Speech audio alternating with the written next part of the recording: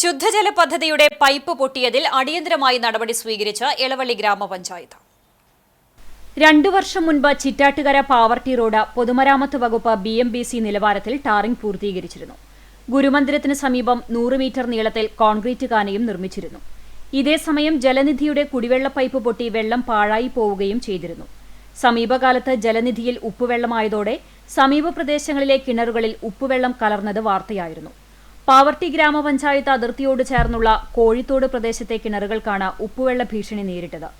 Concrete കാനകളുടെ cover slab ഒന്നിച്ച് നിർമ്മിച്ചതിനാൽ വെള്ളത്തിന്റെ leak കാലങ്ങളായി തിരിച്ചറിയാൻ കഴിഞ്ഞിരുന്നില്ല. മാധ്യമങ്ങൾ സംഭവം ശ്രദ്ധയിൽപ്പെടുത്തിയ ഉടൻ ഗ്രാമപഞ്ചായത്ത് പ്രസിഡന്റിന്റെ നിർദ്ദേശത്തെ തുടർന്ന് ജലനിധി അധികൃതർ അടിയന്തര നടപടി സ്വീകരിക്കുകയായിരുന്നു. ഒരു ദിവസം പൂർണ്ണമായും തിരച്ചിൽ നടത്തിയതിനു ശേഷമാണ് ലീക്കിന്റെ ഉറവിടം കണ്ടെത്താനായത്. രാത്രിയോടെ തന്നെ കൂടുതൽ സ്ലാബുകൾ നീക്കം ചെയ്ത് പൈപ്പുകൾ പൂർവ്വസ്ഥിതിയിലാക്കുമെന്ന് എളവള്ളി ഗ്രാമപഞ്ചായത്ത് പ്രസിഡന്റ് ജിയോ ഫോക്സും ജലനിധി പ്രസിഡന്റ് PI ബാബുവും പറഞ്ഞു.